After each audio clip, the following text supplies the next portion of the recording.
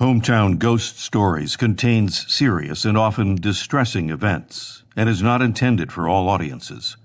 Viewer discretion is advised.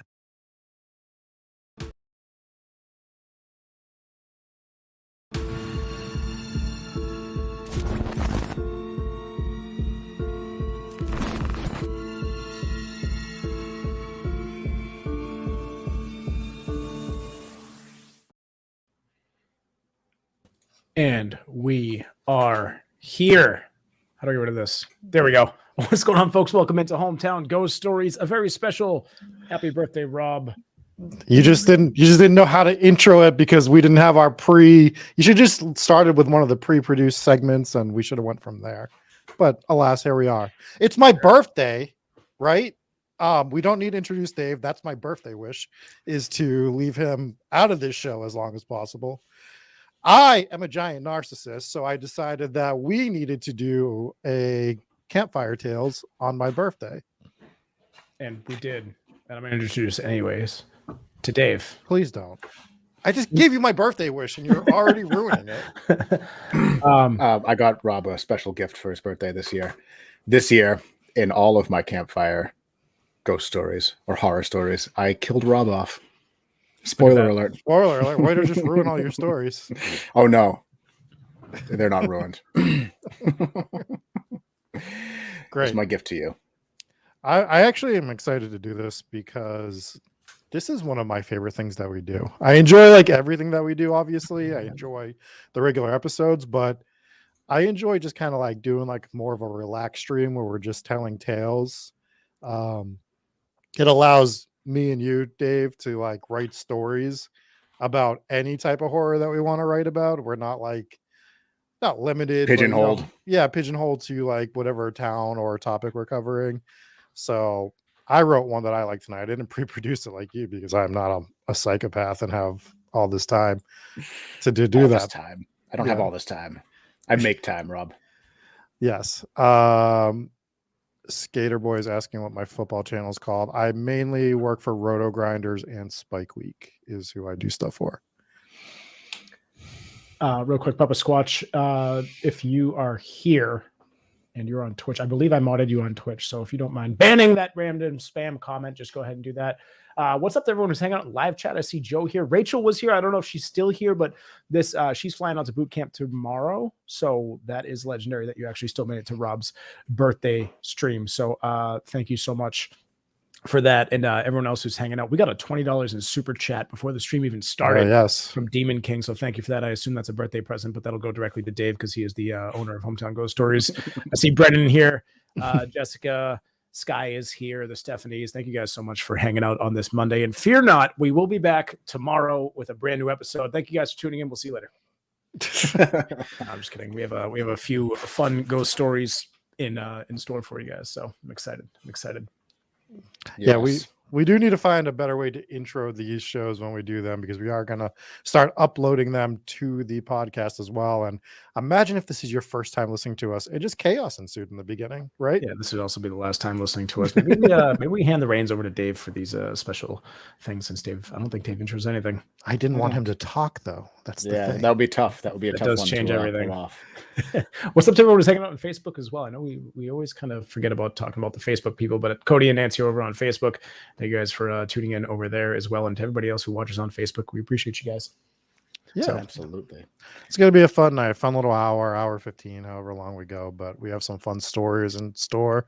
I have not heard Dave's stories that he has written and produced, so it's going to be fun to see how he kills me off every episode. I suppose you do owe me a few. I think I've killed you off in at least 50 of the regular episodes in the beginning. Yeah, was it 50 out of 67 or something like that? Yeah, so we're getting somewhere around there. So yeah, it's gonna be a good time. Do we want to just kick the show off with one of these stories since it looks like you have quite a few of them? There are several. I have two. Jesse has one, and yeah. We'll start with one of Dave's here. Let's hop into it. Let's do it. Ian says hometown Dave stories, and Papa Squatch says negative. It says you're already a mod on the channel. I don't know why I said that, but don't worry, I banned that person. Anyways, okay, let's hop into it, ladies and gentlemen. Oh, I was like, what? Stephanie asked what I was drinking. It's just showing a beer to it. Yeah. Yeah, it's a treehouse. Ooh, They're fancy. the best. They are. They're very good. All right, let's hop into it, boys. Robert sat in the back seat of the minivan with his best friend Eddie. Eddie's mom was driving them both to their classmate Stephanie's 9th birthday party. When they arrived at the house, they were met by several other classmates. They played several birthday games, like Pin the Tail on the Donkey and Bucket Toss. Everyone was having a great time. Robert excused himself to use the bathroom. He asked Stephanie where the bathroom was, and she instructed him to go through the living room, down the hall, and to the left. Robert followed her directions and found the bathroom. On his way back, he spotted a big bowl of candy in one of the side rooms off the hall. Curiously, he sauntered into the room and peered into the bowl. Peanut butter chocolate. Irresistible. He poked his head out of the room to see if anyone was looking. After confirming nobody was near, he went back to the bowl and began filling his pockets.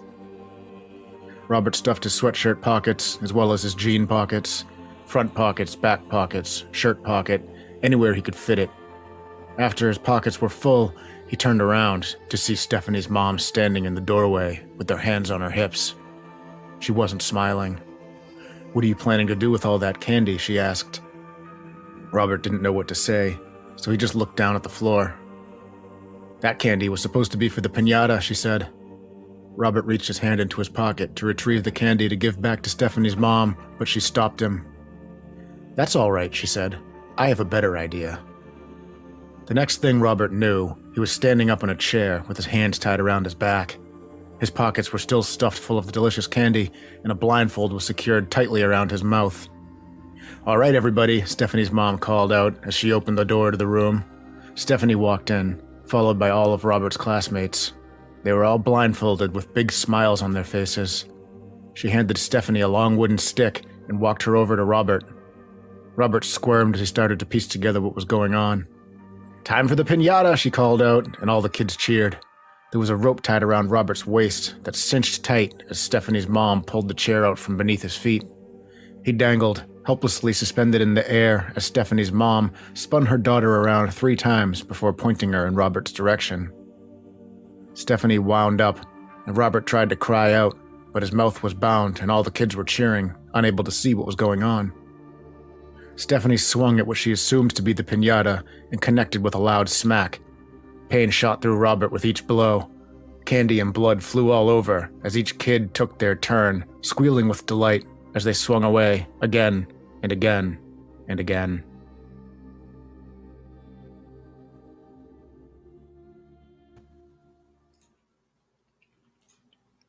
Lot to unpack here. Happy Let's birthday, start. you're a piñata. Felt like a direct threat. Let's start with the fact that I wouldn't be taking the candy because it's not in the freezer. If you're a psychopath that doesn't put your chocolate in the freezer, like that's a thing that has to happen. And how many pockets did I have? You had a lot. You had to be You definitely stuffed like had a cargo piñata for pants. it to Yep. make work. For it to Cargo make it work. pants.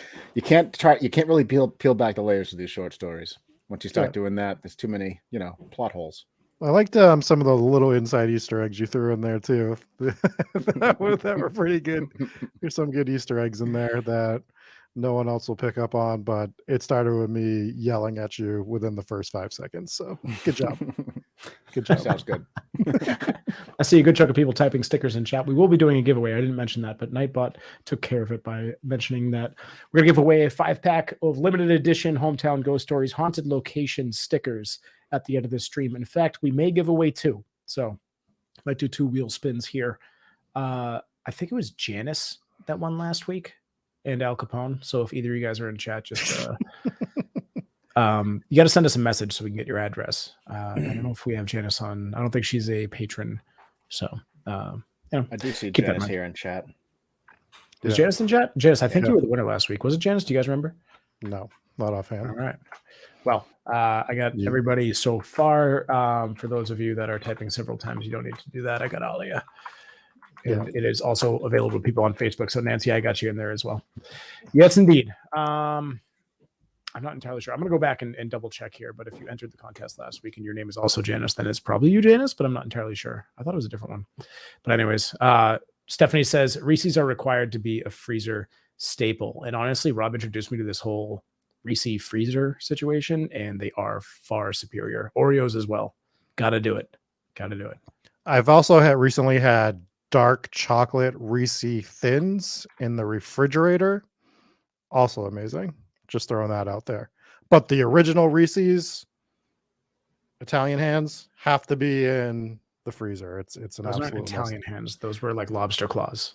Yeah. Oh my God. Let's not even start with the lobster claws. Dave is around. That was a weird night. Oh yeah. Yeah, I guess we could tell that story. One night in Boston after maybe a few drinks. I think this is when you almost fell off a boat. It was the same night that he almost fell off the after boat. Dave almost fell off a boat. I believe it was for your 50th birthday party. Yeah, that's hilarious. It was not a birthday party. There's not a lot to this story, but we're in a nightclub and Dave was just doing lobster hands around the bar. We didn't know why. No, he wasn't doing lobster hands around the bar. He was walking up to people on the dance floor and doing this in their face, the lobster dance in their face. Nobody would fight him though. No one fights the guy with that. Demon King dropping another $10 in super chat. Dude, Demon King's a legend. Thank you so Demon much. King is a I legend. appreciate that. Absolutely. You should send Demon King some stickers. You know what? I'm adding Demon King 6 times to the wheel. Doesn't win, we'll send him some anyways. He gets it anyways. Yeah, that was a great story. I do love that I was a piñata. It was very festive. Honestly, it's the way I want to go when I'm older. I'm hoping to be a piñata to bring joy to those one last time. We could make arrangements, I'm sure. Or even after I'm gone, if that's what you want to do. Then... It's like a funeral. I love that. Sky asked if we would go to Chirac, Illinois, which I'm assuming you're talking about Chicago. We've covered Chicago twice now already. So have we gone there? I have been there. I think a few of us have been there. Have we done a ghost investigation there? No, but we have covered it and covered several locations, all of which have El Capone, because El Capone always makes it into our episodes. Yeah, there's 2 or 3 Chicago episodes, right? There are 2 of them? There's at least 2. Yeah. Yeah. So that's pretty good. All right. Do we want to... I have one that I found online to read. Do we want me to read that one right now? We do. Let's give you the floor and give you some spooky music. All right. I'm waiting on my spooky music. It's coming. Hit it. I'm sorry to whoever has to edit this. All right, here we go. The night before my 19th birthday. Hang on. Oh my God. Every time. Well, it's drowning you out. So hang on. I got to lower the spooky music. We're learning here. And scene. The night before my 19th birthday, my sister and I were at home in her large house. Her husband was away on a business trip, and the nephews were at their father's house. It had been a quiet night. My sister was reading in her room, and I was texting my friends, a little excited for my upcoming birthday. At 11:55 p.m., my phone rang. It was my boyfriend, calling to be the first to wish me a happy birthday. We started to talk about our days, and he was in the middle of a sentence when the call dropped. I pulled the phone away from my ear and saw that it was midnight. There was still no service when I tried to call him back, so I went downstairs to use the landline. I dialed his number, and the call went through right away. Hey, baby, my phone cut out. Are you having fun? I almost dropped the phone in terror. It wasn't my boyfriend's sweet voice. It was a deep, demonic rumble on the other end.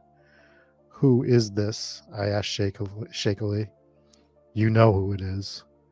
I slammed the phone back on the wall and sprinted to my sister's room, so terrified that I jumped into bed beside her. When she asked me what had happened, I babbled my explanation. To my relief, she didn't laugh in my face. Instead, she rubbed her bare arms and shivered. I've had a weird feeling since about midnight, she said in a quiet voice. I nodded. Since the dropped call, I'd been feeling tingly, unsettled. We flipped on the TV for background noise and watched for a while. The bathroom light flickered on and off by itself. I was too sleepy to move and too scared to go to my own room, so I drifted in and out of an uneasy sleep for a while. About an hour later, the feeling disappeared. I could breathe more easily and I felt relieved with no explanation. I crawled back to my own bed and fell asleep right away. The next morning, the first thing I did was call my boyfriend. He answered with a slightly worried tone, but told me I'd never called him back. When my sister got the phone bill, there was no record of me sending a call out to his number. I still don't know who I spoke to that night.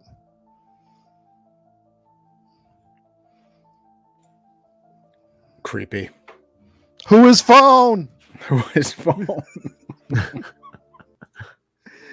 Who is phone? Who is phone indeed? I thought that was a pretty decent story that I found about birthdays. Look at that. Well, the birthday celebrations continue here on Hometown Ghost Stories. And let's hop into, I think, another video. We should talk about what we got coming up, though. So Tuesday, which is tomorrow, we will be live again, as we mentioned. We are going to Minnesota, I think, for the first time. Have we covered Minnesota yet? No, I'm pretty sure it is not on the map that I sent you gentlemen the other day. I definitely looked at that. I actually did look at that. I did. I promise. And Billy says, happy birthday. Thank you for swinging by, Billy D's. We appreciate you. Thanks to anyone that I missed that said happy birthday, by the way. Thank you. There was lots of them. There were lots of them. We'll be covering the Glen Sheen Mansion tomorrow, which is a pretty wild story. It's got a lot to it. I won't spoil anything, but it'll be a fun one. Nice. All right, shall we hop into another one here? Well, if we're going to talk about what's coming up, we have that tomorrow. Friday for the podcast is probably It's cursed. It's either Cursed Possession, the Crying Boy painting, or we're going to drop this, one of the two, on the podcast feed. The Crying Boy painting will be on the Patreon page. And then next Tuesday, we are going to Butte, Montana to cover a haunted brothel. That's exciting. Yes. That is exciting. So that's That'll kind be of our what we first have. Montana episode, right? That's our first Montana episode. Yep. I made the pivot. I was going to cover that or something else. I decided to hold the other thing because guess who has episode number 69, boys? This guy. And guess what day episode 69 drops on? Valentine's Day. So gonna line that up more perfectly. It all works out. It all works out perfectly. So yeah, it's going to be, you would think I'd go with the brothel for Valentine's Day in episode 69, but I have a crazier love story to tell on Valentine's Day. That either one, I guess, would be perfect. I already know what you're doing on Valentine's Day, so I would also say that is perfect. Yes, it's a very, very creepy story. I like it. Sky says Ohio is not real. I have been there, and I can tell you that it might as well not be. Agreed. Not a lot to do in Ohio. Yeah. To anyone listening from Ohio, we love you, and your state is a lot of fun. Lots to do. I don't know about that. We lost Dave. Which means we lost all of our videos, which is good. Oh, well, I have one, but I guess we'll wait and see if Dave reconnects. I'm guessing something just happened. He's still got people working on the house actually right now, which is why he kept muting, because they're making a lot of noise behind him. Make a lot of noise back there. Does anyone know that movie reference, or am I too old that nobody even knows what movie that's from? It is your 100th birthday, so you are quite old. It is. References. Wow, you know what movie that's from. Come on, Jesse. You're better than that. I don't. What was the line again? Make a lot of noise down there. I don't know, but you might as well tell me. Life with Eddie Murphy and Martin Lawrence. I don't think I've seen that. Oh, man. I know of it, though. You're missing out. I think I've played that scene for you before where Eddie Murphy's sitting there reading the letter. Oh, yeah. No, I don't think I've seen the whole movie, though. Oh, man. That is one of my favorite movies of all time. It's absolutely hilarious. Huh. If you've never seen Life, watch the movie Life. Great movie. Great film. No, if you're a comedy. Do they make comedy movies anymore? Let's go down this road. Like, have you seen like a comedy movie advertised on TV that's coming out? There's been a few decent movies. I don't know if I would consider them straight up comedies. There was a recent kind of romantic comedy that I thought was actually pretty good. Usually I find them absolutely awful, but this one was ridiculous. It had Daniel Radcliffe as the bad guy, and it was like Sandra Bullock. yeah, I only yeah. saw the second half of the movie because the wife was watching it. And I came in and I sat down. I was like, actually, this looks hilarious. It's Channing Tatum and Sandra Bullock. Yeah. And the second half of the movie was fantastic. And what she was telling me from the first half of the movie is actually pretty funny. So not usually the kind of comedies that I go for, but still pretty solid. Mike Break comes into Super Chat with $10. And thank you so much. Appreciate that. $10 in Super Chat. It's been a good day for Super Chat. My goodness. You guys are on fire. Mike Break, you have just been entered into the Wheel of Stickers. We're going to come up with a better name for that, but our giveaway wheel. We will enter you in. What did Demon King give us? $30. We'll enter you in 3 times for that donation. Thank you so much for that. We have a lot of people with the last name that starts with B in this thing. It's a battle between chat of are there more W's or B's now at this point, but yeah. So Mike B, thank you so much for that. You are a legend for that. So you have been entered into the wheel 3 times. This wheel is heavily favored right now between Demon King, Mike B, and I guess you could say Stephanie, because I always enter Stephanie and both of her children into the wheel. So it's not fair, folks. It's not fair. But if you want to be in there, it's still free. Just type stickers in chat and you can get entered in as well. Dave has chimed in. He said that the plaster has unplugged his internet and he will be right back. I thought that said Poltergeist unplugged my internet, which would have been a lot cooler. But that would have been way more on theme for the show, right? Could have been Poltergeist plasters. You never know. It could have been. Yeah. Also going to be a lot of fun chopping this up, Jesse, as you keep bringing up the wheel that I'm gonna have to try. I'm gonna rate this as a 0% chance this ends up on the podcast. I know. We're here with you guys live and we're having a good time. So yeah, we're just gonna have to leave this as a live one. But in the future, these will be going on to the podcast feed. So this is probably just gonna be a tonight thing from the way that things are going. Captain McSlug says Plastergeist. That doesn't roll off the tongue very well, but yeah. No. Candy, I believe I already entered you in. Oh no, I got you. So that's Candy. She is in. Teacher says Dave just wasn't ready. He gets nervous, that the moment was just too big. But what's up, TJ? Thanks for swinging by. He's actually still on screen. He's just so small sometimes that you can't even see him, is what goes on. That's what it's got to be. Yeah, for sure. Yeah. I want to wait till Dave comes back before I play this next video because, as is tradition. Oh, look who's back. It's Dave. We made it. That was actually a lot faster than I thought it would have been. This is just tradition now with these live streams. One of us just keeps dipping out. I know. Because last time it was me with my internet problems on Christmas, but now we're back here. I popped my head out. I'm like, hey, did you guys shut off my internet? They're like, yeah, but we plugged it back in. It's fine. I'm like, oh, okay, thanks. Thanks. Yeah. All right, real quick before we play the next video, just a reminder for our viewers and our patrons, tomorrow is another live hang. So basically at 8:15 tomorrow night, if you're a patron, and it's usually the $10 and up tier, but we're going to do $3 and up tomorrow, just to give everyone a feel of it, where we send you a link and you come and you just hang out with Jesse, Dave, and myself for about a half hour before the show starts. We just kind of shoot the shit. You can ask us questions about stuff. We ask you questions about your experiences. It's always a good time for those that actually join it. So if you are a Patreon member, that will be tomorrow night, 8:15. It will be posted on the Patreon page, the link to join, and we will go from there. Right. Yeah. It'll be about 8:15 Eastern Standard, and we run until about 8:45. It's always a good time. And we also do a giveaway there as well. So more chances to win, and that'll be open. Usually, like Rob said, it's usually just $10 and up patrons, but this one will be for everyone. So you guys can swing on through, have a good time, and see some of these faces and talk with everyone. So we also take like suggestions on locations to cover as well as movies to review and horror movie review. So yeah. Yes, we always take patron suggestions first. Yes. We still have to do the babysitter, by the way. Yeah, I think we watched.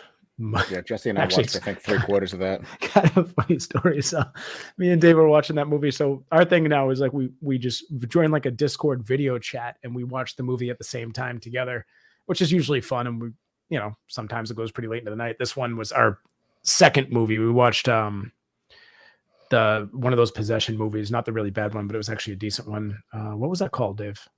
Possession movie. Pray for the Devil. Yeah, Pray for the Devil. If you guys haven't seen that, it was decent. But we watched that one. We finished it. We're like, oh, we could do another one. We're still awake. So we both must have fallen asleep at the exact same time because we woke up and we were just we both woke up around the same time too. I just look over, I see Dave sleeping. I'm like, oh, we just awkwardly fell asleep together. I think one of the wives came in like, "What are you guys doing?" We're just watching each other sleep. It was very awkward, but this is what happens when we're committed to the craft here, and we were up very late watching horror movies. And anyway, so we still got to finish the babysitter. I would ask why I wasn't invited to that, but when you're saying it's late, that means that it was like I was probably already awake for work at that point or something.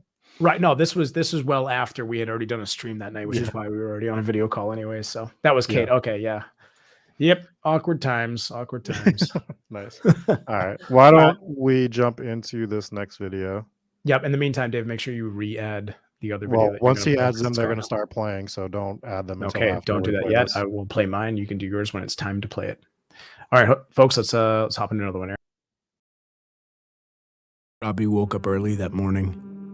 He was so excited. It was his 10th birthday, and it was going to be the best day ever. He could hardly sleep the night before due to the excitement, but today was the day. It was finally here. He sprung out of bed, put on his fluffy white bunny slippers, and raced down the stairs to the living room, where he saw his old Uncle Dave. Uncle Dave was standing there with a big grin on his face. Next to him was a large, wrapped present. "Is that for me?" Robbie asked. "Of course," Uncle Dave responded. "Is there some other birthday boy here that I don't know about?" he added, laughing. Excitedly, Robbie ran over to the present and tore the wrapping paper from it. Robbie took a step back and looked at the gift. "A chair?" he asked. "Not just any chair," Uncle Dave responded. "It's a magic chair. It'll grant you one wish, anything in the world. But you have to be careful," he added. "It could be the only wish you ever make. If you ever wish for anything else, the enchantment will turn to a curse. So make sure you make your wish count and don't get greedy." Uncle Dave messed up Robbie's hair and walked out the front door. Robbie pondered his wish for a few minutes, then sat down in the chair and said out loud, "I wish to be the most famous YouTuber in the world." He sat there for a minute waiting. Then he felt his phone vibrate in his pocket. Then again, and again. He pulled out his phone and saw about a dozen YouTube notifications. He opened up the app and saw that his channel was gaining subscribers at an insane rate. It worked. He jumped out of his magic chair and yelped with joy. This was the best birthday ever. Throughout the day leading up to his party, Robbie made several YouTube videos, all of which went viral immediately. It didn't seem real, but it was really happening. Later that afternoon, guests started arriving. Friends, relatives, aunts, uncles, cousins, neighbors, all with gifts and cards. The party was a hit. It was even better than Robbie had imagined. When Robbie's mom brought out the birthday cake, Robbie went live on YouTube. Everyone sang happy birthday in unison. Robbie felt so loved. The man of the hour. At the end of the song, Robbie's mom said, "Make a wish." Robbie yelled out, "I wish this day will never end," and blew out the candles. The room went completely dark, and the dark was accompanied by a deafening silence. He felt along the wall for a light switch and flipped it on. The room was empty, no guests, no cake, just Robbie and his phone. YouTube Live still running. Then he saw it. In the middle of the hallway stood a chair. It slowly began sliding across the floor towards him. Then he remembered the rule about the wish. Only one. He hadn't even considered it when he made the second wish. It was tradition to make a wish when you blow out your candles, he thought. The cursed chair was slowly sliding closer and closer. Robbie's back against the wall. He glanced over at his phone, which was propped up on a tripod, still filming the live stream. Over 10 million viewers were about to watch whatever was about to go down. The chair was slowly making its way towards him. He had wished that the day would never end, but it ended. It was the last day the world's most famous YouTuber would ever see.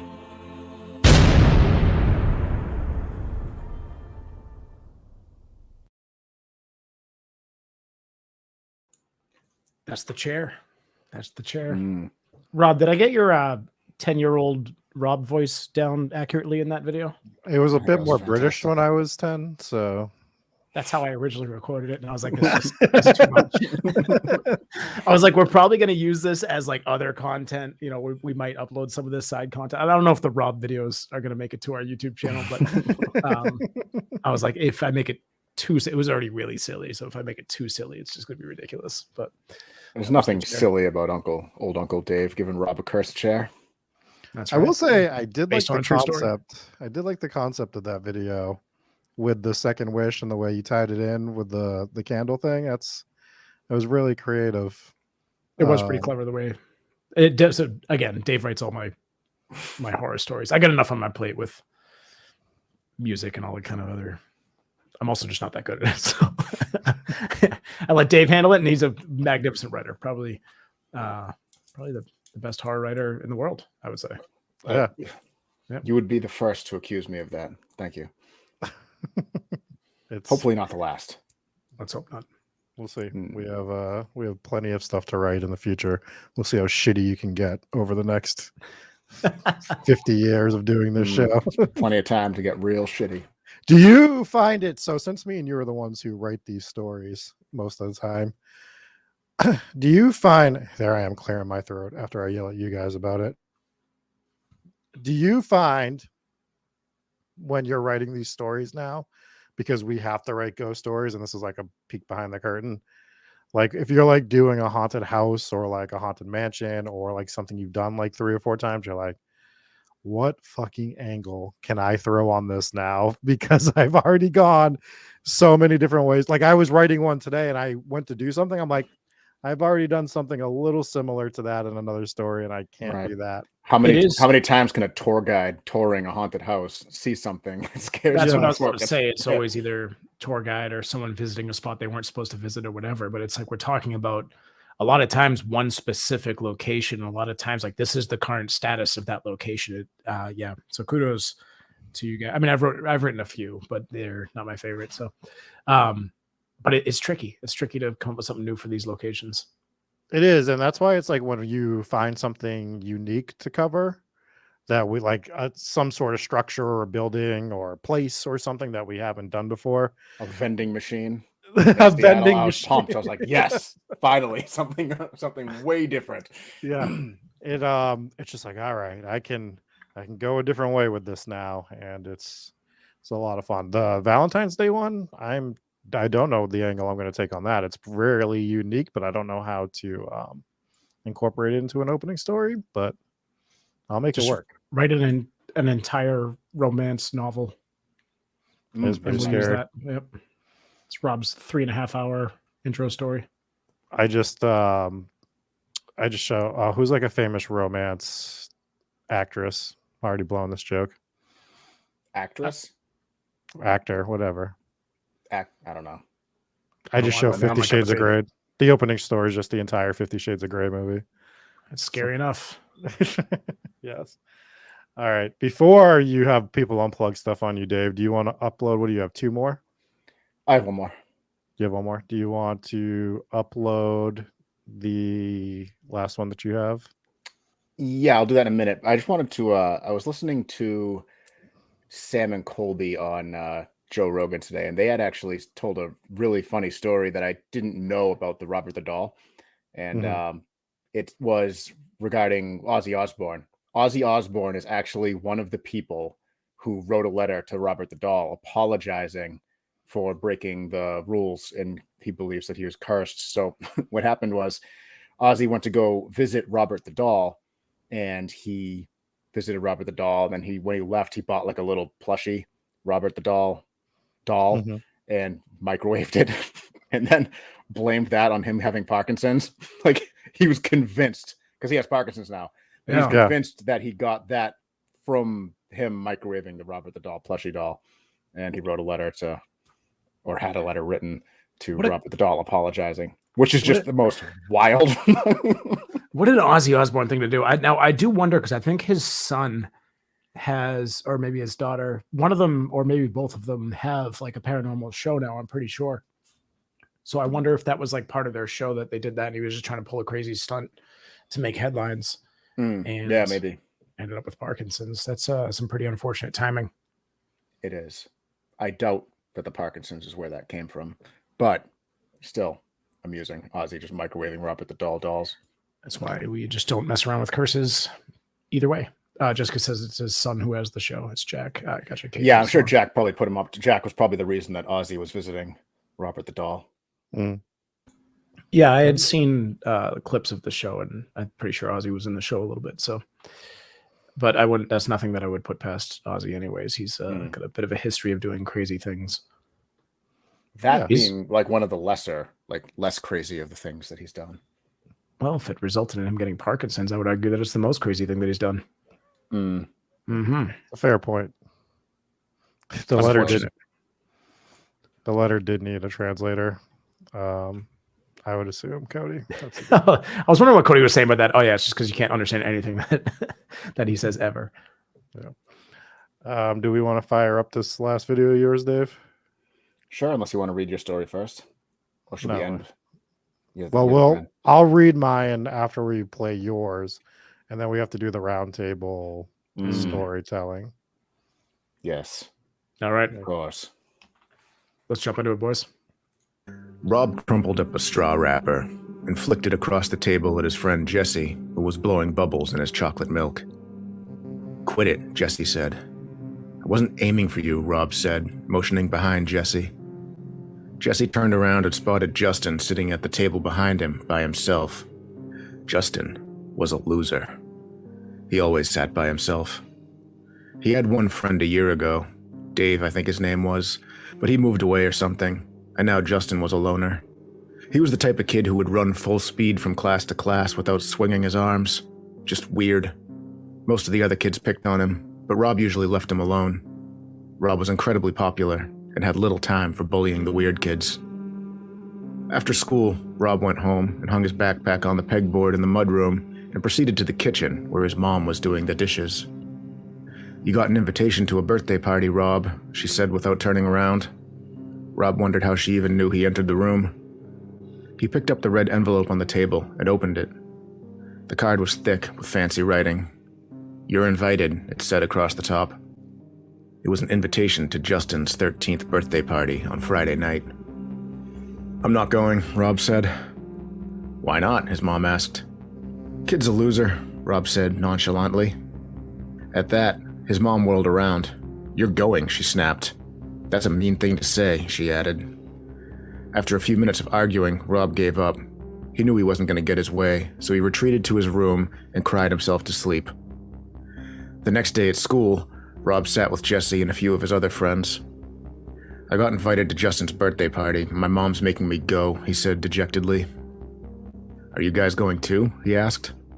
"I didn't get an invitation," Jesse replied. The other kids at the table all shook their heads, also not having received an invitation. Rob was perplexed. Was he the only one who got invited? "What a weirdo," he said, staring down at his lunch tray. The day of the party, Rob tried to pretend he was sick, but his mom saw right through it.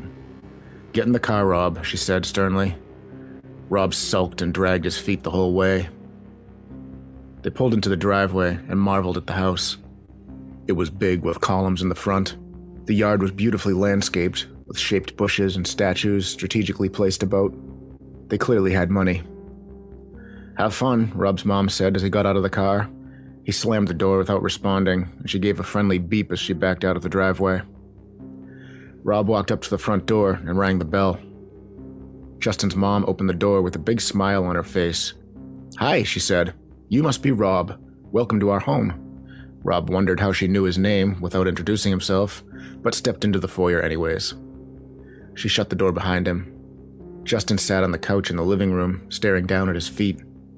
There was nobody else in the room. "Where is everybody?" Rob asked. Just then, Justin's mom's big smile turned into a grimace as if she were about to start ugly crying. Then she wound up and clubbed Rob over the head with a candlestick. He saw a flash, and then everything went black. When he woke up, Rob found himself in a room with concrete walls and floor. He looked up and saw the ceiling was concrete too. There were no windows and one metal door on the wall across from where he sat. He pushed himself up to his feet and noticed his ankle was shackled to the wall. "Help!" He cried out. Then he screamed. Next to him was the rotting corpse of a boy also chained to the wall. It was almost unrecognizable, but he could tell it was Justin's friend Dave, the one everyone assumed moved away a year ago. And next to it was a skeleton shackled a few feet down. 3, 4, 5 skeletons. 6, 7, all chained to the wall. He counted 12 in all, each in a different stage of decomposition. Panic began to set in as he realized he was the 13th. Just then, the door swung open, and Justin's mom walked in with a birthday cake. It was neatly decorated with a number 13 candle lit on the top. "Let me out of here," Rob cried, but Justin's mom ignored him and began singing happy birthday. Rob started sobbing. After the birthday song, she held out the cake for Rob.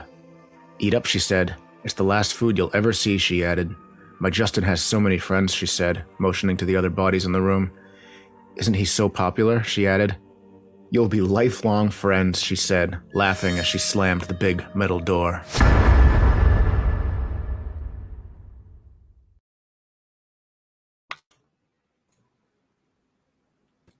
You cry a lot. You're dead. Even you kill yourself. Just glad I wasn't invited to Weird Justin's birthday party. Yeah, you got spared. That was a good one too. Thanks. Some flaws in there, like how are the Like- parents not coming back to the house I know. for I know. their child? Well, that's the happy ending. Is Rob's mom would have come back to get Rob, and she would have kicked ass. No, she wouldn't have. She would like. She's like, oh well, at least I got Gotham now. It's true. She would be very excited about that. Mm. God, I should have shown you guys. Speaking of horror stories, I brought him to the groomer the other day. since we're not airing this, because he's in the middle of blowing his coat, and his groomer sent me a picture of like her floor covered in like hair. She's like, "This is only a fourth of it that I got off of him." I was just like, "Oh, well, sorry." Twice a year. That's why when I was looking for dogs, I got one that doesn't really shed. Same. Although Mhm. she sheds as much as a furry dog. It's just much smaller fur. Not as much as a husky, obviously. No dog sheds as much as a husky. It is absolute insanity what I deal with twice a year here, but best dog ever. So it is what it is. Is one of those. So I wrote a story. I don't know if we want to jump into this right now, but I wrote a story and I thought we were going to be uploading this, but we are clearly not uploading this to the podcast stream. It's been a buggy one. But I might do something with this story in the future and put it on the channel or something. Or maybe we'll collect a bunch of our stories that are like off of this and put them together. Read it live now and then record it and make a video for Patreon. Yeah, that's what I plan on doing, something like that. So this one is not birthday related. I don't kill off Dave. I don't kill off Jesse, right? Rob didn't get the memo. Didn't follow the theme. I decided I think I've survived this entire stream somehow. It's Well, impressive. maybe we can fix that in the story. The round table. Freestyle story. Go ahead, because I'm just going to keep bringing myself back to life. You're going to get zombie Jesse 6 times. Go ahead. I got to say in this. All right. All right. Do we want to jump into it? Let's do it. All right. Let me drink some water. Give me some spooky music. So while Rob's drinking water, I'll narrate. See that you muted yourself and it didn't matter. We also had to listen to your stupid gulp sounds. Wow. Thanks for that. We're Yep. all very happy about it. There you go.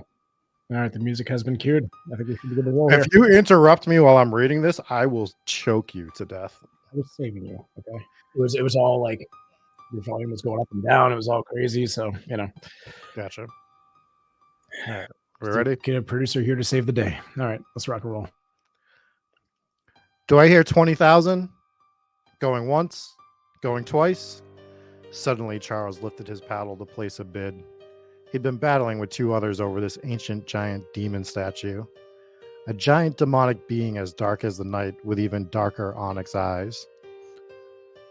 Horns that curled up on top of its head. Partially man, partially beast.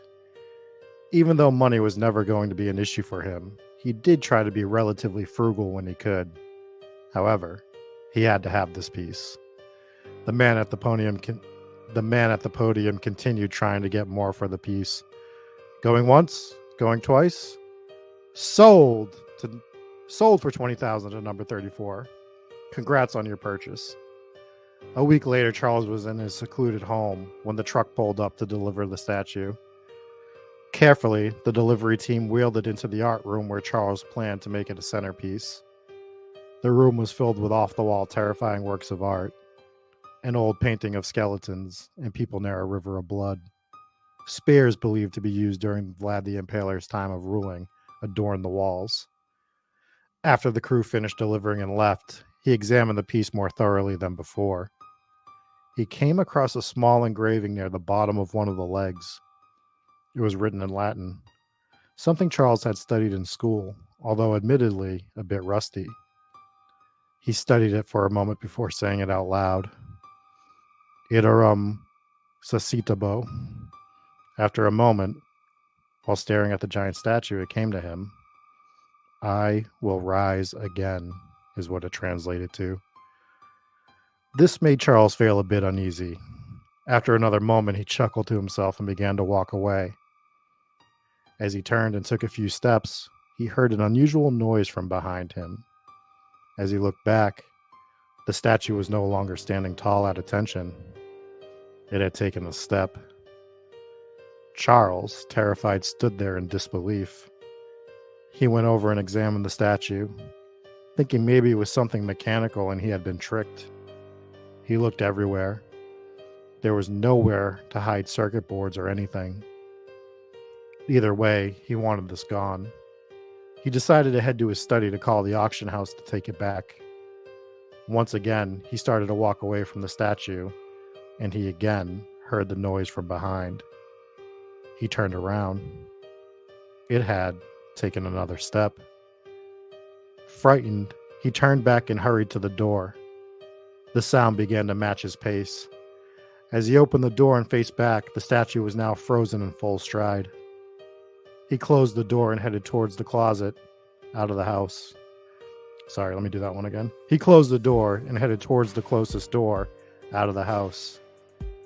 A few steps away, he heard a giant crash. He turned back. There was the demonic statue, frozen in the hallway amidst the rubble of the wall it had just burst down. The only difference now was the black onyx eyes were a bright, glowing red. Charles was terrified. He turned back to run towards the door. As his gaze left the statue, he heard the noise once again matching his stride, and then gaining on him. He reached the door and began to fumble with the lock. The statue was closing in. He stumbled to the corner of the room before turning around. Once he did, he was greeted by the face of the statue, a foot from his face, a razor-sharp mouth of teeth, open, ready to bite. Charles noticed that the statue had completely blocked his way out of the corner. He couldn't move.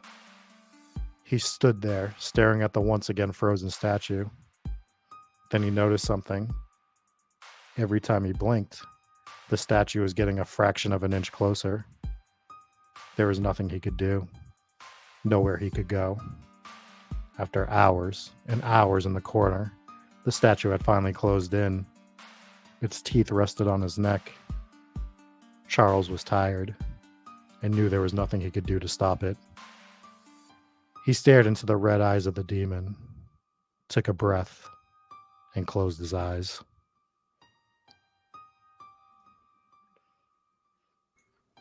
A reasonable person would have sliced his own eyelids off. Problem solved.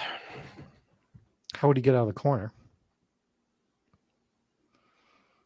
He would have to tear his own eyelids off. Yeah, he also would have to tear his own eyelids off. I mean, I feel like I could maneuver my way around a statue, right? Yeah, just be all like wide-eyed and just kind of... Or like, how did you get the statue into the room? Right? Just move it. Yeah, turn the statue around and then close your eyes and it's going to start walking in the opposite direction. He had movers bring the statue into the room. Call the movers. Just hold one eye open. Call the movers. It's got to be weird. Yeah, Papa Squatch just put a mirror in front of it. Yeah. Yeah, who's laughing now? Except the statue doesn't blink. Mm. Mm. Mm. Mm. Yep. I like it though. That was a fun one. Yes. Yeah, a little different. It was fun to write a non-ghost story. Yes. Still a demonic story, but It fits the bill. Yeah, if it's into cursed possessions, right? you know what the hardest part of writing that story was? Trying to find that translation for Latin. I went Oh, to you found a real one. Oh boy. no, I I went to Latin translators and I was putting in the phrase I wanted. And I went to like 4 different ones and I got like 4 different things. Mm. So then I went to a few more and I started getting the same one a few times. So I'm like, you know what? This must be it. And if it's not, sorry, I'm sure we'll get an email or a 3-star review somewhere. Yeah, we'll either get an email, a 3-star review, or we'll accidentally conjure up a demon. Yes. All of these things will be great content for the show. I just Would be- Googled Iterum Sacetabo, and I don't see it anywhere. Well, maybe you should Google harder. Ian says, so this is not Ghost to Nostra at all then. Correct. Costa Nostra. I do We want to do show need- people, I don't know if you guys saw this because I mean, I know you guys saw it because I texted it to you, but for folks that were here during, I don't remember which episode it was. It might have been last episode. We were talking about Beelzebub. Yeah, it was last episode. Yeah, and we had mentioned the Beelzebub. Beelzebub. Yeah. Yeah, I'm having a tough time saying these things, but I did make a logo, and let me pull it up on the stream here so you guys can see it. But we're gonna turn these into t-shirts, I believe. Whoa, what is going on here? Present, share screen. We keep talking about everything we're going to turn into t-shirts, and we haven't even made our generic, well, not generic, but our awesome t-shirts. We got them sent in. They're being sent in, but this is the logo that I put together for the Beelzebub. I'm probably gonna redraw this demon to get like a custom drawn demon, but that's what we got for now. I think it's fantastic. I spelled Cold it wrong beers. in the design. I get Googled Beelzebub or whatever. You spelled it and- right. Yeah, Belze, and then we just changed out bar, right? Yeah. Squatch. Yep.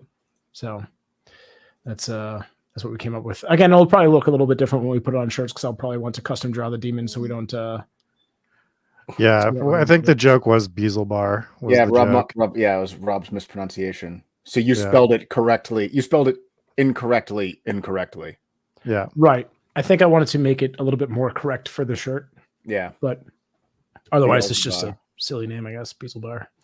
Beelzebub is definitely like easier to say, but Beelzebub means what it means, Demon. right? Demon So- bar. Yep. Okay.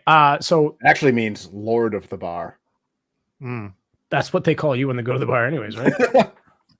There's many years. You made it proper. That's what we do here. I haven't heard that name. That is not what we do here. Are you kidding me? That is like the opposite of what we do here.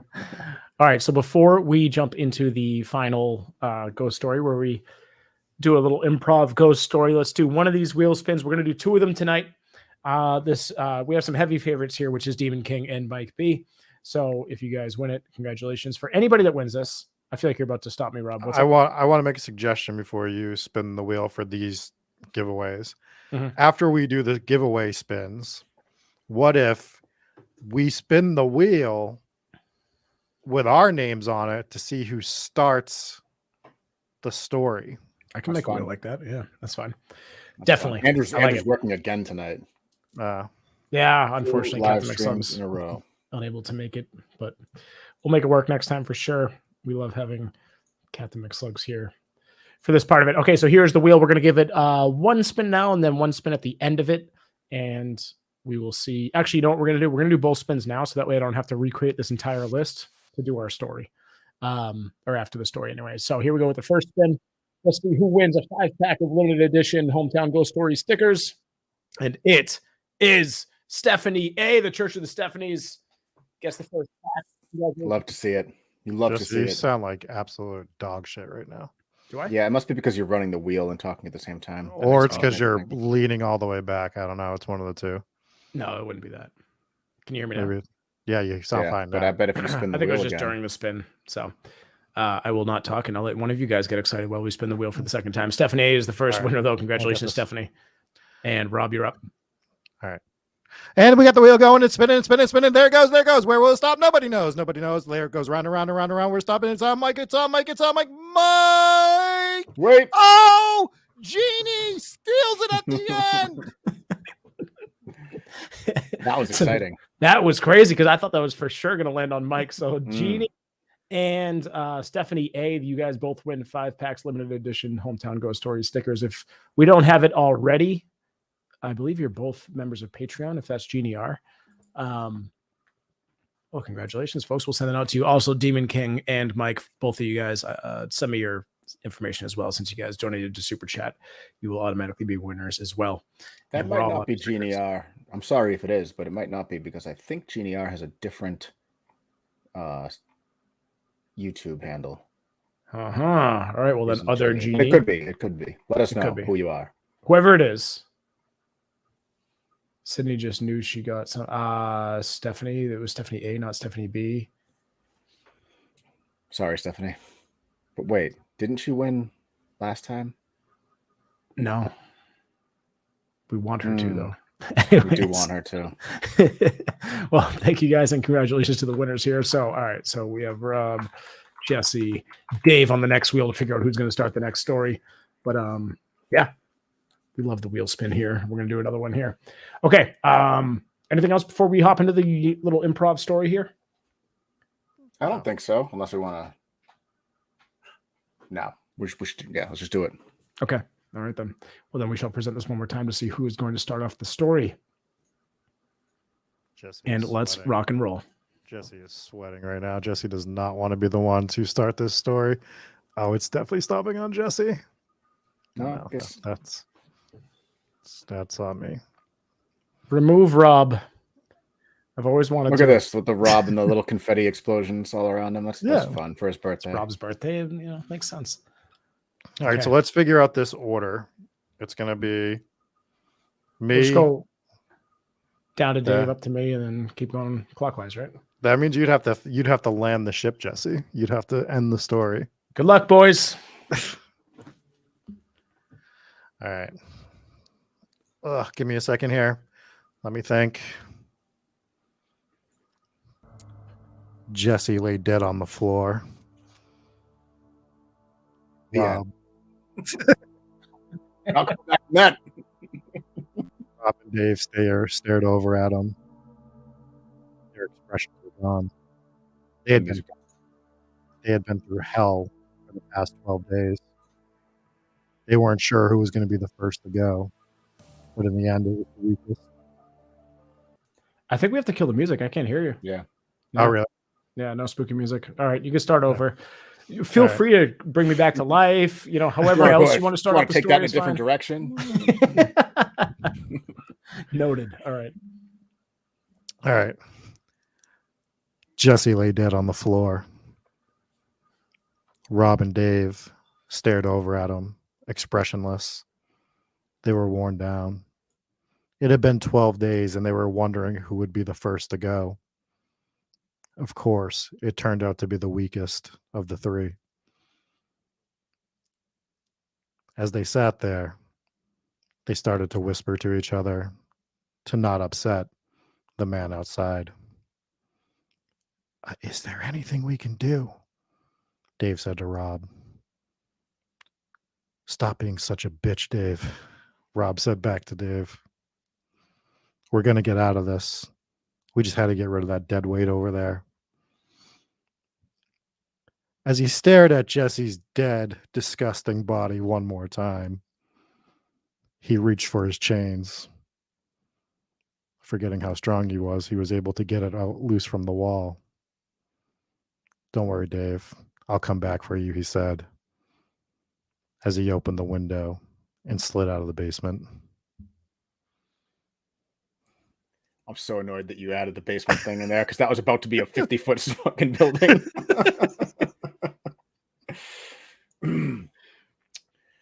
Dave chuckled to himself. You can get up now. He called over to Jesse.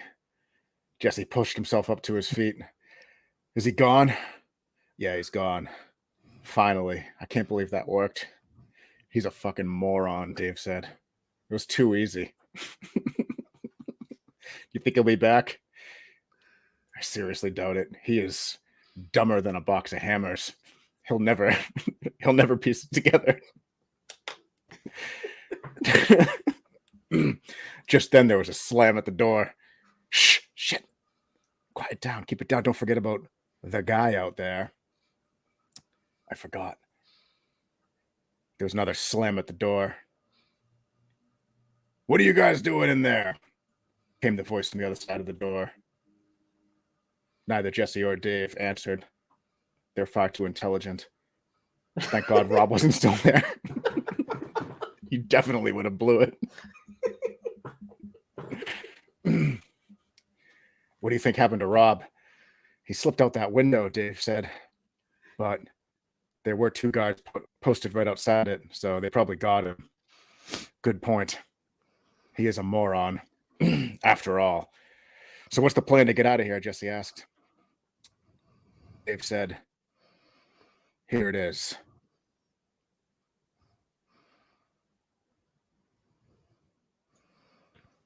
Dave handed Jesse a piece of paper. He said, I don't know what this says. It's got symbols on it. A bunch of symbols that I can't really read. Jesse looked at Dave and said, don't worry about this. I got this. I'm also extremely intelligent. And I've studied ancient Egyptian hieroglyphs my entire life. In fact, I've studied nothing else except for ancient Egyptian hieroglyphs. This is a note left here from other captives that happened to escape. It says here that there's a tunnel that we can dig behind that oven in the corner. If we move it out of the way, it should only be about a foot to dig through. And then we'll be outside of this room. There will be a stairwell, and we can climb it. The door will be locked, but under the doormat, there will be another note, which will lead us to the key. Dave and Jesse began shuffling around as quietly as they could, making their way over to the stove. But their chains still bound them. How are we going to get out of these chains if we even do get this oven out of the way? Dave looked at Jesse, and Jesse looked back at Dave. Dave said, I am extremely strong. Perhaps I can break them with my bare hands. Jesse said, well, I doubt that, but you're willing to try, or I'm willing to see you try. Just then there was another slam, and then another slam, and the door opened. Dave and Jesse scurried back to their sitting position with their backs against the wall, frightened. Was this the end? Were the guards just going to kill them? Did they know? Could they hear them and know that they were going to try to escape? The guards dragged in another person with a bag over his head and threw him over on the ground. He took the bag off his head. It was Rob. They had caught him and brought him back. The guards went up to the window and barred it up, knowing that they would not be able to escape through the window again. What Jesse and Dave didn't know was that as Rob escaped through the window and he stared down the street sketchier than Dave's internet, that he didn't know what to do, but he came up with a plan. They're going to come after me, he thought. I won't be able to escape. And those dumb fucks in the basement are going to die real soon without me there. He turned around. He approached the door. He knocked 3 times. One of the guards opened it. How the hell? Listen, Rob said. I know that you want me back in the basement. I escaped because I'm incredibly smart. And this is going to really ruin everything that you have going on here. But I'm here to tell you that the 2 in the basement are incredibly stupid. One of them only studied ancient Egyptian hieroglyphs his entire life. He doesn't even know how to add. And the other one is really small. And that's all. If you need to get rid of them, let me help you. Pretend that you've caught me. Let me regain these dumb fucks' trust. And when they least expect it, take them out Because if you don't, then I don't know. He might try to put an ancient Egyptian curse on you from the stupid shit that he's done. They decided to put a bag on Rob's head and bring him downstairs. This was all part of their plan to finally get rid of the menaces of Marshfield, Jesse, and Dave.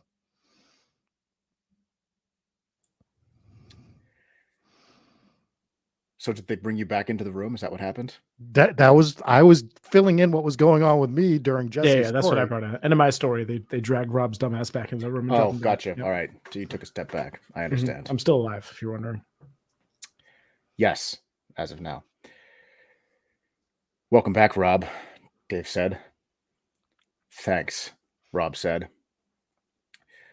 We figured out a way out of here while you were gone doing whatever it is you were doing. You wouldn't be a snitch, would you? Rob said. Of course not. I ain't no snitch. Good, Dave said. Here's the plan. We found this box of sandpaper underneath the bed. We're gonna sand our way through the floor. Jesse said, "Oh, that's a great idea." Rob, however, he's gone. He can't handle it. He's back. Good. Rob was uncomfortable with this. He was afraid of sandpaper because his father was sandpaper and had left him when he was a child.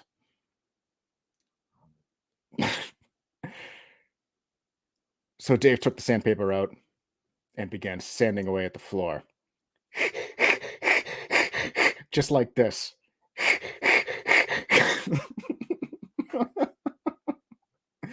Jesse joined in too. And they did this for 21 hours straight. Just like that. After 21 hours, they had gotten a quarter of an inch through the floor. There was another bang at the door. "What are you idiots doing in there?" Rob leaned over to the door and whispered, "Dave's trying to sand through the floor. He's a fucking idiot." Little did Rob know that this wasn't actually the plan. This was just a distraction to distract Rob from the actual plan. Can I just add one thing? Mm-hmm. You were trying to sand through the floor of the fucking Of basement. the basement. It was just a distraction. We're extremely intelligent. We're about to learn what the distraction was from. Just then, Jesse collapsed. He was dead. Rob and Dave looked at each other. What do we do now? Jesse died. Rob said, "I'm not falling for this again. When I left, Jesse was dead. And when I got caught and brought back, Jesse was alive. I know he's not dead." So Rob walked up to him and kicked Jesse in the stomach. But Jesse didn't move. He grabbed Jesse's arm and lightly tugged at it. It clearly fell out of the socket. But Jesse didn't move. He was dead. Just then, they heard a voice. "The stove. You have to get behind the stove." It was Jesse's ghost. He was telling them the way out. They had forgotten, but Jesse hadn't forgotten what the ancient Egyptian hieroglyphs said, because Jesse had studied ancient Egyptian hieroglyphs his entire life. And he knew what this message was. The stove. The message on the paper says that there's a tunnel behind the stove. When the fuck did they have stoves in ancient Egypt? Cooking furnaces. The cooking furnace. The stone furnace that we put fire in to cook the meats. Behind that, there will be a tunnel. Jesse's ghost was right. Dave and Rob freed themselves from their chains. Unexpectedly, Dave was able to break them with his bare hands because of his brute strength. Rob was impressed, but didn't let him know. They made their way over to the tunnel quietly. They slid the stone structure that would hold fires in it to cook meats out of the way, and slowly began to file away at the wall with sandpaper.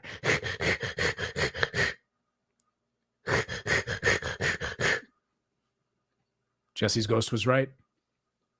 Just then, there was a knock at the door. Boom, boom, boom. They quickly moved the stone structure back into the way of the hole and hurried back to their spots and placed the chains on their legs to make it look like they were still locked in.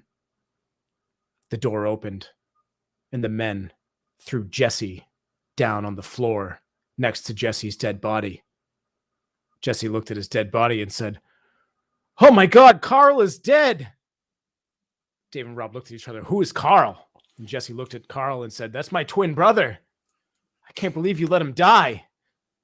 Jesse was perfectly fine and intelligent. So it was the ghost of Carl. Yeah, you're supposed to be landing the plane there. Plot twisted. Oh, that was the end of it? I'm sorry. The end. That was the end. The three were reunited. Wow, what a good story. We're going to use that one, right? Yeah, Yeah. we're gonna For use sure. that. Can't wait to put this on the podcast feed. All right, I will let the chat decide if they want to go out on that story or if they want us to try to do Oh, God, please don't make me do this again. This is my birthday, Jesse, and I'm letting the chat decide if they want us to try to do An actual scary story. an actual scary story, or if they want us to. This one reminded me a The lot of plot Black never Phone. quite developed in that one. Well, It we just never realized quite that developed. that was a There was Carl big- inner conflict, never quite Carl- resolved. Carl was an idiot and only studied ancient Egyptian symbols his entire life. I provided a Typical plot Carl. twist in there for you guys, and we just didn't run with it. You got to establish a plot before you can do a plot. John says encore. Stephanie says encore. Kate says All she right. wants one more with a haunted stone structure to cook our meats. Papa Squatch says he doesn't think that story can be topped. Probably Mm. not, to be fair. All right, everybody wants one more. All right. Dave, why don't you kick this one off? Jesse, you go second. I'll land the plane 2 times each, just so everyone knows where we're going with it to try to end it. Counterclockwise. All right. All right, let's see where I want to go with this. It was full moon, Uh-oh. snowy January Hang on. evening. Tell me why. Connection's choppy. Looks like you might be okay. All right, let's run it back. Let's try this. Kate has requested Dave with an Irish accent for this one. That's a lot. That's a lot to have to think about. Maybe we'll get a cameo Irish character in there somewhere where we immediately kill him off. But I don't think I could do the whole thing in an Irish accent. It was a full moon, a snowy January evening. Mike was a werewolf. We're starting off strong. And he was just sauntering his werewolf feet down the street. Oh, we want a scary, right? This is scary. He was off to werewolf school. He had his lunchbox.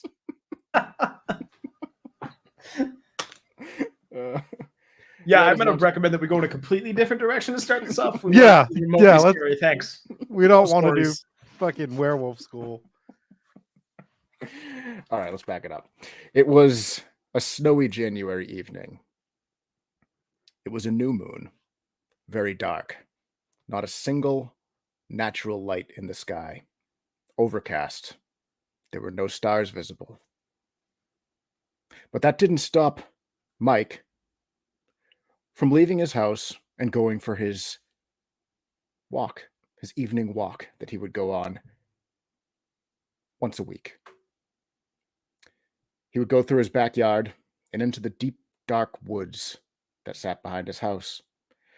His house was on 40 acres of all wooded terrain, and his passion was to walk the trails, never in the same direction, always like to do a different path. And tonight, he was going to walk along the creek. He had a weird feeling as he walked this evening.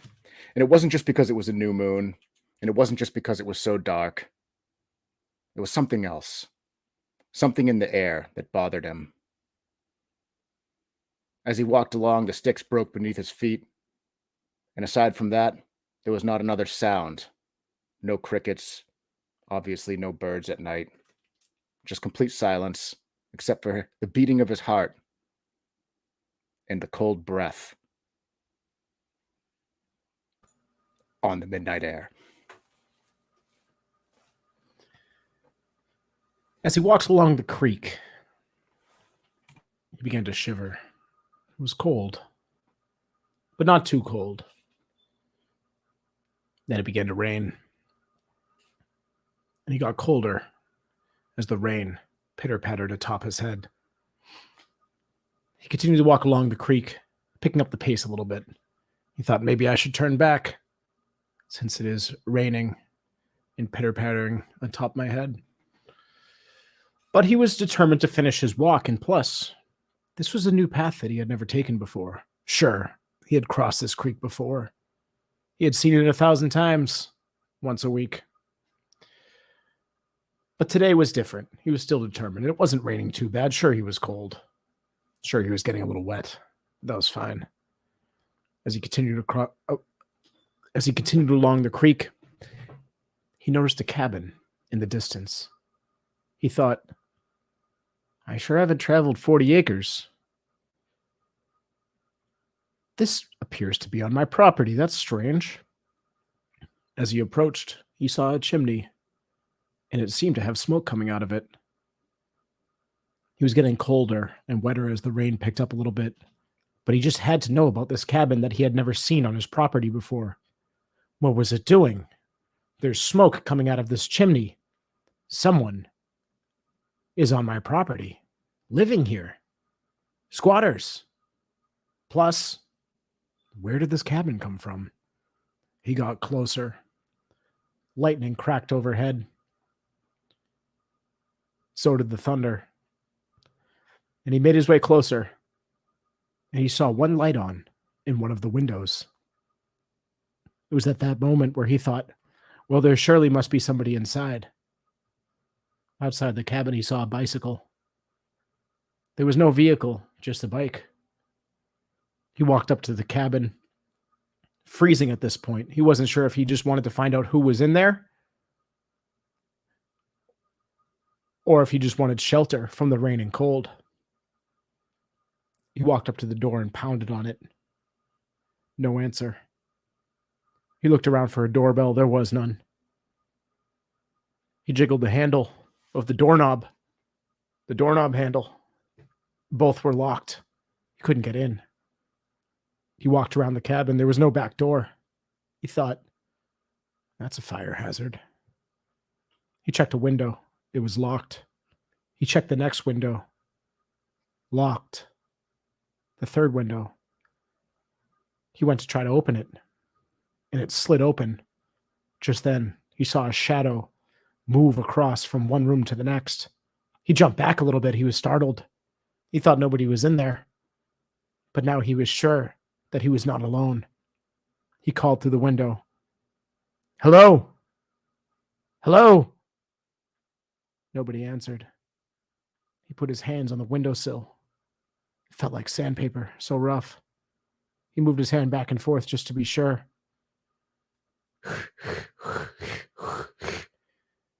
He was fine, no splinters. He opened the window and noticed it sounded just like the sandpaper sound as he had ran his hands across the windowsill. He opened the window. He stuck his head through and had one more look around. He didn't see anybody. He called out again, "Hello!" as he climbed through the window. Oh, are you done? Mm-hmm. As he climbed through the window of the cabin, the rain began to come down harder. The lightning was hitting faster. They were in the middle of the storm. There was no going back now. As he put one leg through, he looked. There was no electricity. The light was a hanging lantern that slowly swung back and forth, illuminating different walls throughout the cabin. There were several rooms, but they were all in tight quarters. Whoever was in there wasn't far. He slid his other leg over the window, trembling either from the rain and the cold or from the fear that he felt going into this cabin. As he walked in, he pulled out his cell phone. Although there was a lantern, it was still quite dark. He looked, 7% battery.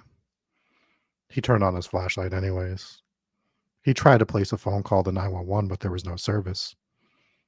He was pretty deep in the woods at this point, so it didn't surprise him. He began to walk around. He was in what was a little makeshift bedroom. No bed, just a cot. No dresser, no bureau. There was a small sack of clothes in the corner. He walked out of the small room into an open area. There was no bathroom. Somebody had thrown this cabin together in a hurry. No plumbing, no refrigerator. He saw a little igloo cooler in the corner, right next to the makeshift fireplace that had the smoke pouring out of it. He yelled out hello several more times. He saw nothing.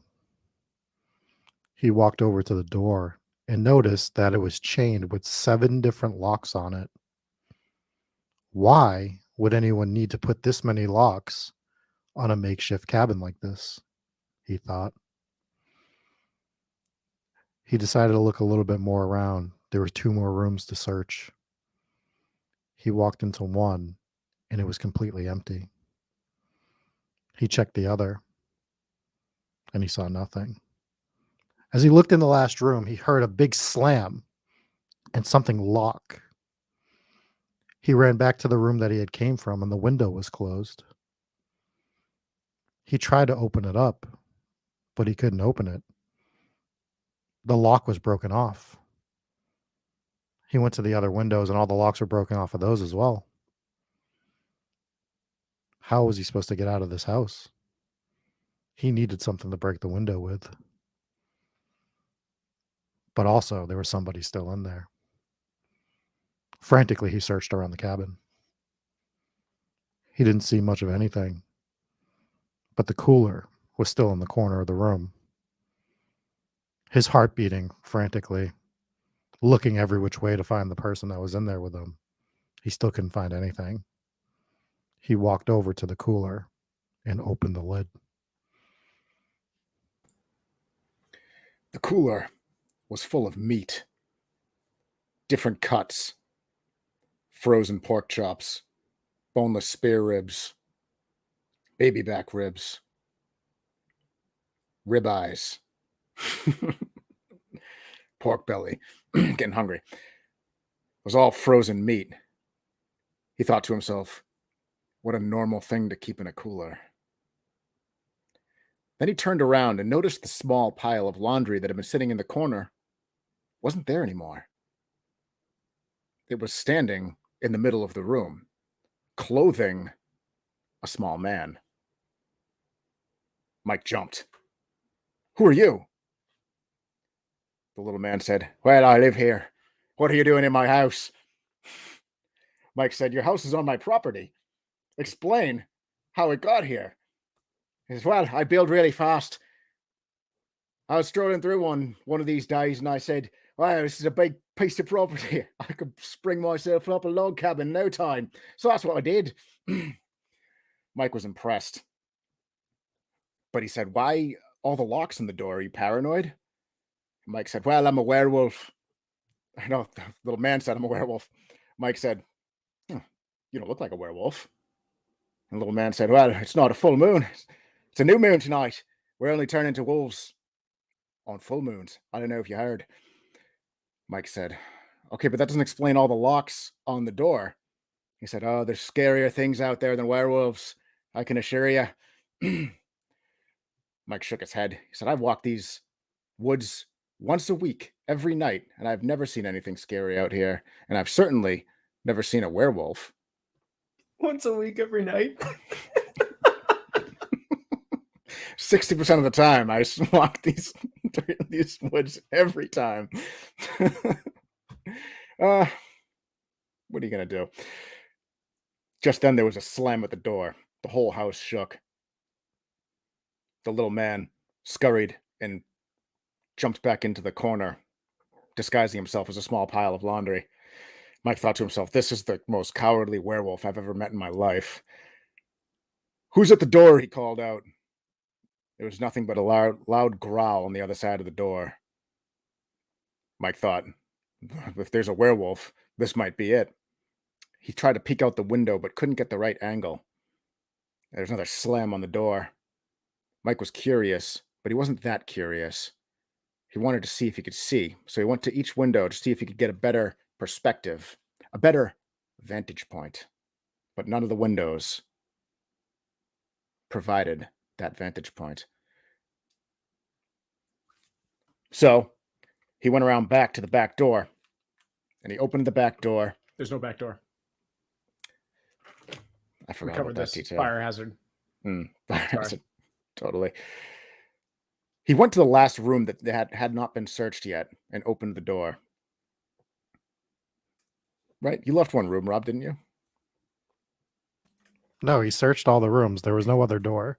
There was another door that There's Rob plenty of windows, Dave. Just use a fucking window. It's just a window, but all the Fine. all the locks are broken.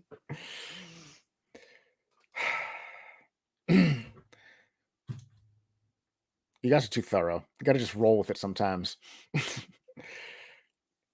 Mike picked up a couch and smashed a window. Glass shattered everywhere. He poked his head out to see if he could see. There's nothing in the house other than a cooler and a pile of clothes. Mike picked up the cooler. Too heavy. Too much meat. Mike opened the cooler and picked out a frozen rack of ribs and smashed one of the front windows. Poked his head out, and there was nothing at the door. He thought to himself, what could have made that noise and then disappeared so fast? He was perplexed.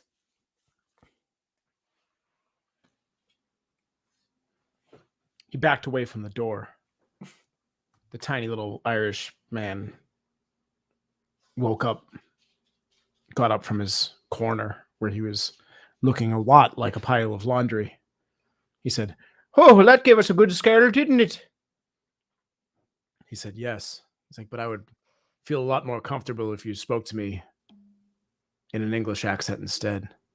He said, "Oh, well, I feel a lot more scary now. That was very scary, wasn't it?" He said, "Yes, it was." He's like, Mike said, "I don't think anyone's out there. I think it's probably safe to unlock all 14 of these locks and open the door." The little man went over to the door. "Well, I can't reach the top two." Mike slid the small cooler over to the door, and instead of unlocking it himself, the small man climbed up on the cooler and unlocked all of the locks. They tried to open the door, but the cooler was in the way, so they slid it out of the way. Practical. Then they opened the door, and sure enough, there was nothing there. The little man turned to Mike and said, "Will you please slide that cooler back?" Oh, no, I'm sorry. The little man looked at Mike and said, will you please slide that cooler back to where you got it from?" Mike put two hands on the cooler and started sliding it across. Just then, the lights went out. He felt the floor drop from under him, and he fell about 17 feet and slammed into a pit through the floor. Mike looked up, dust clearing. What was that? Just then, he saw the little man's head poke into the hole. "You fell through my oubliette!"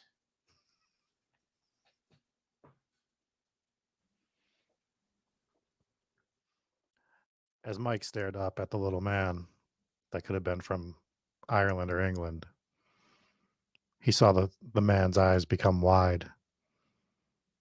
All of a sudden, the little man started to fall head first down the hole. He tumbled all the way down, and he broke his neck, never to speak again. Mike was the only one left now. What could have tossed the little man down the hole? He wasn't sure. He reached for his phone that had fallen next to him. The phone was completely dead. He had no source of light. Where was he supposed to go? Was there any way out of this? He stood up next to the little dead Irishman's body. He walked over to the wall and put his hands on it.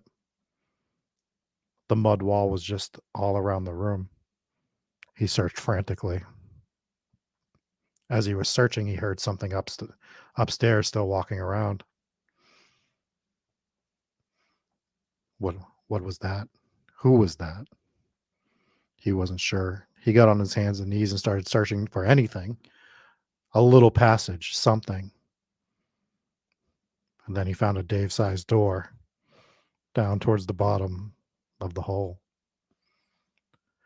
I'm not sure I can fit through this, Mike said.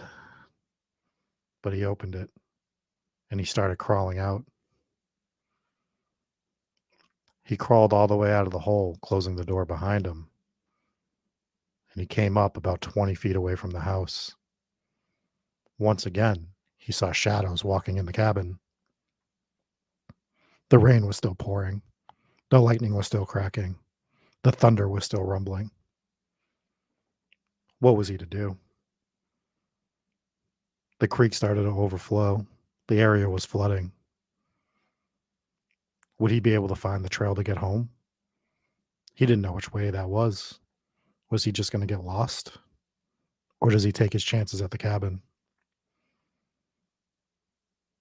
He walked back towards the cabin, not knowing where else to go. To the wide open door. He heard grunts in the corner. He rushed in and grabbed the lantern to see what it was. Once again, there was nothing. As he turned around, he took the lantern and stuck it in front of his own face. The rooms were dark. Should he run now that he had the light? He wasn't sure. The water was starting to trickle through the door of the cabin. Even the cabin was starting to fill.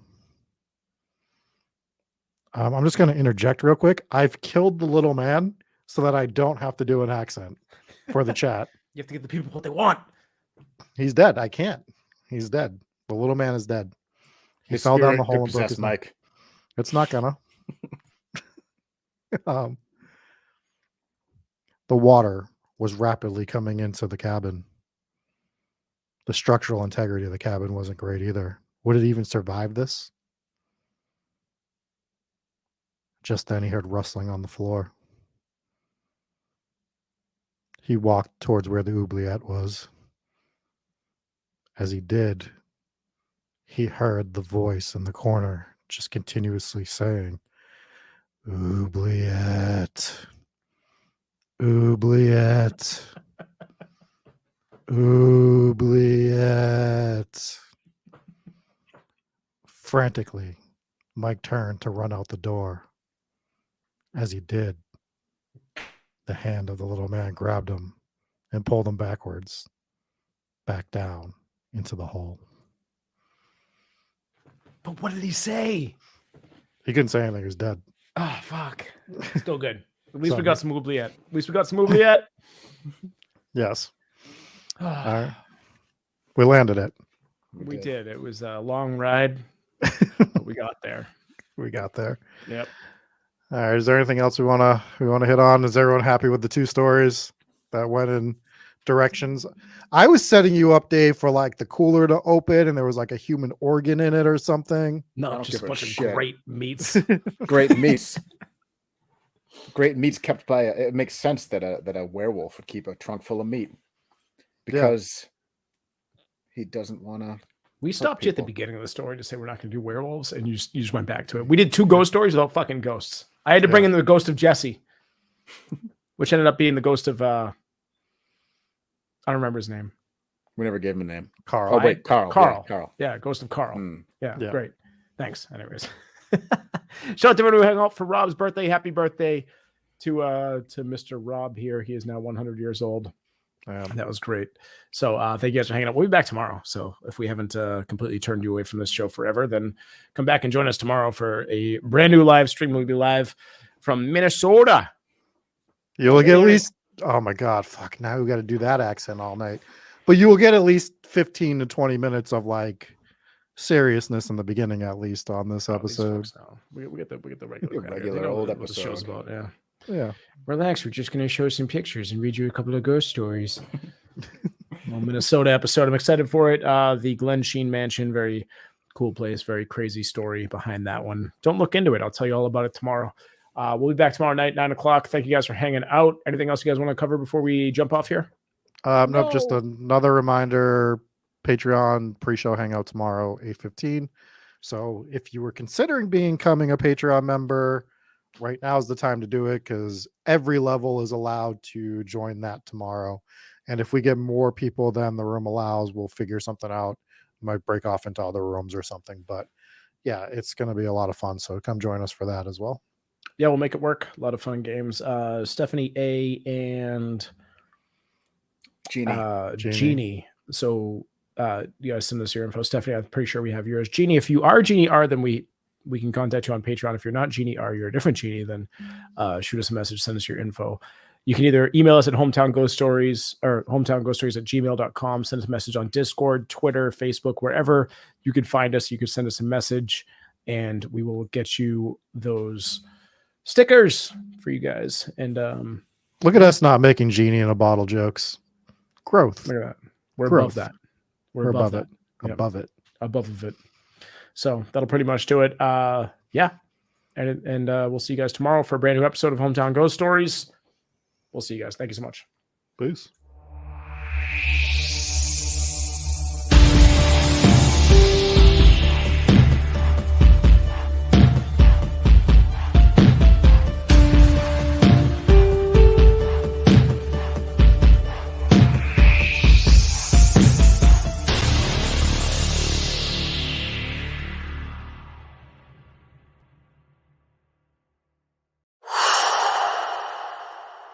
What's up, ladies and gentlemen? Jesse Wilkins here, Hometown Ghost Stories. Hope you enjoyed that episode. For more bonus side content episodes, swing on over to Patreon. Get early access to this stuff, as well as some Patreon exclusive stuff. For as little as $3 a month, you can join on Patreon and help support the crew. We put a lot of money, effort, resources into these videos, and every little dollar helps. So consider it. Also, swing on over to the Discord. On the Discord, you can get access to us. You can contact us. You can share your stories, share your ghost pictures. It's just a better way to contact us. So swing on over to Discord. The link is below. It is free to join, completely free. Also, here are some other episodes that you can check out. Boom, boom. Check out those videos. Really cool stuff. We'll talk to you soon. Bye.